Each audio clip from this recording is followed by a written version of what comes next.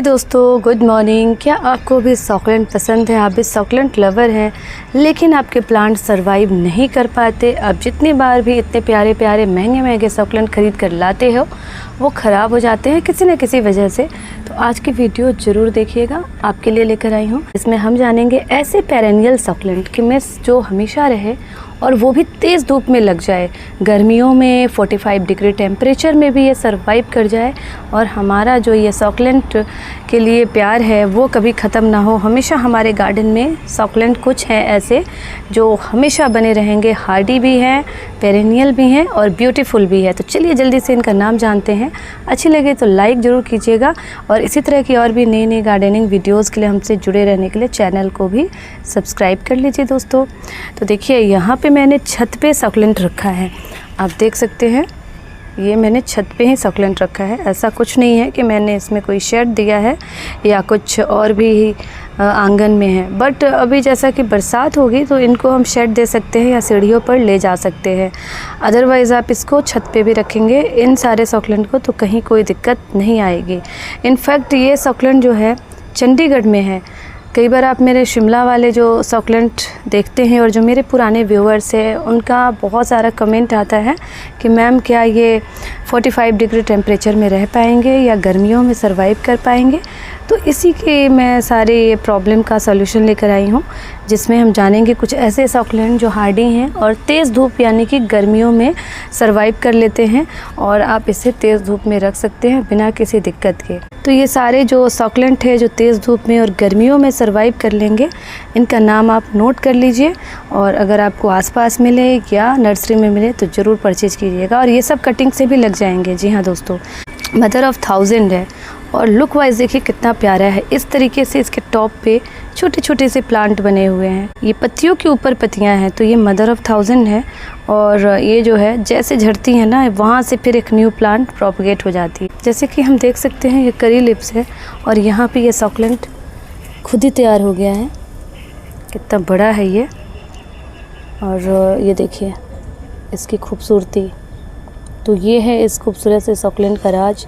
और तेज़ धूप में भी आप जितना धूप में रखेंगे उतना अच्छा से ये ग्रो होगा, उतना बड़ा होगा, विशाल होगा और ढेर सारे नए नए प्लांट तैयार करेगा। लेकिन अगर आपने इसको शेड में रखा तब ये प्लांट ख़राब हो सकते हैं दोस्तों। तो ये मदर ऑफ़ 1000 है जो पूरे साल सरवाइव कर सकते हैं और छोटे पॉट बड़े पॉट सभी में अच्छे लगेंगे। जितना बड़ा पॉट दीजिएगा उतना बड़ा ये विशाल होता जाएगा।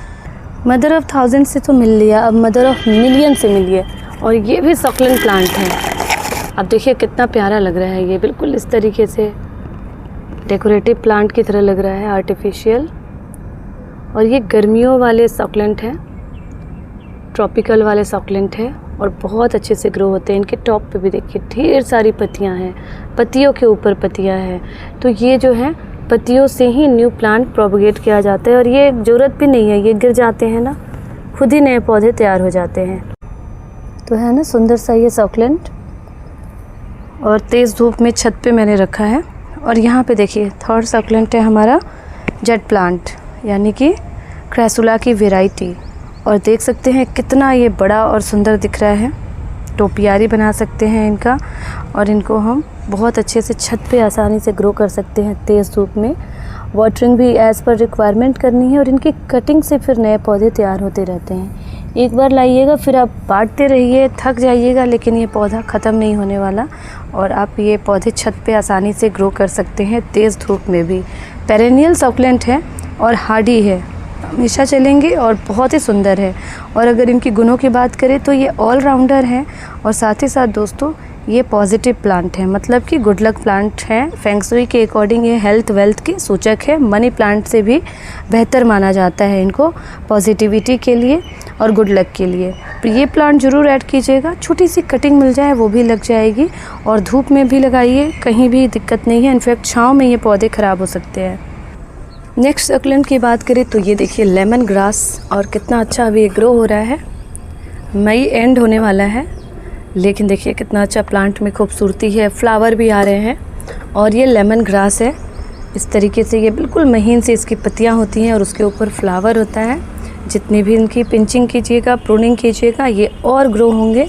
और ये कटिंग से ही प्रोपगेट किया जाता है इनफैक्ट टूट के गिर जाए वहाँ भी नए पौधे तैयार हो जाते हैं, जैसे कि हम यहाँ देख सकते हैं।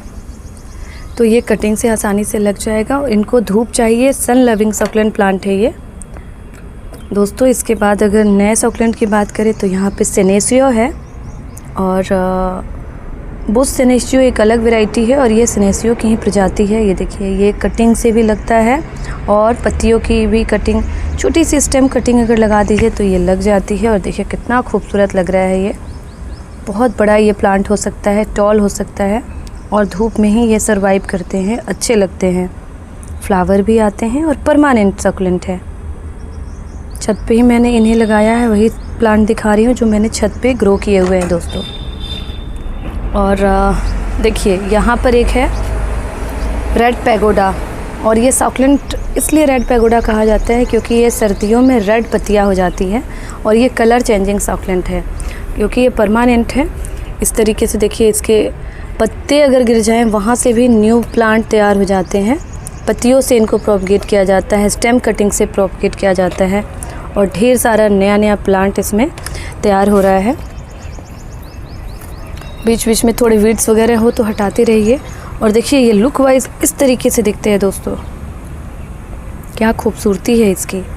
बड़ी बड़ी ग्रीन पत्तियां हैं। जितनी अच्छी धूप इनको मिलेगी ना उतनी अच्छी शाइनिंग होगी इसमें, यानी कि ये सन लविंग सक्लेंट प्लांट होते हैं। तो हम नर्सरी में तो जाते हैं और जो भी वो हमें सक्लेंट देते हैं या हमें पसंद आता है हम ले लेते हैं, बट हमें ये कोई नहीं बताता कि हमें कौन सा सक्लेंट परचेज करनी चाहिए यहाँ के लिए। तो वो मैं आज के वीडियो में आपको बता रही हूँ। तो ये रेड पैगोडा है और बहुत प्यारा है ये सक्लेंट, आप इसे ले सकते हैं दोस्तों। रेयर है, कई बार नहीं मिलता है और ये रेड पैगोडा की वैरायटी है। ये भी अच्छा लगता है, थोड़ा सा डिफरेंट है और बड़ी अच्छी इनकी इस तरीके से स्ट्रिंग्स बनती हैं और सुंदर से दिखते हैं ये। और यहाँ पे देखिए ये है string of banana succulent. String of बनाना तो शिमला में भी आपने मेरे गार्डन में देखा होगा और यहाँ भी मैंने छत पे लगाया है कटिंग से, वहाँ से लेकर आई हूँ। और देखिए इस तरीके से इसके स्ट्रिंग्स बन रहे हैं, कितने लंबे हो गए हैं ये और धूप में ही हैं तो बेहद ही हार्डी और परमानेंट है। कटिंग से ग्रो कर सकते हैं और लुक वाइज ये बनाना शेप में लगता है तो ये भी अच्छा लगता है। ग्रीनरी बरकरार रहती है और बहुत ज़्यादा डिमांडिंग नहीं है ये जेट प्लांट की डिफरेंट वेरीगेटेड वैरायटी है। इसकी पत्तियाँ देखिए कितनी सुंदर हैं। और ये जो है मैंने इसे ऑनलाइन परचेज़ किया था और ये बहुत अच्छा ग्रो हो रहा है यहाँ पे चंडीगढ़ में, ट्रॉपिकल जोन में, और धूप में छत पे इसे रखा हुआ है तो ये अच्छा लग रहा है।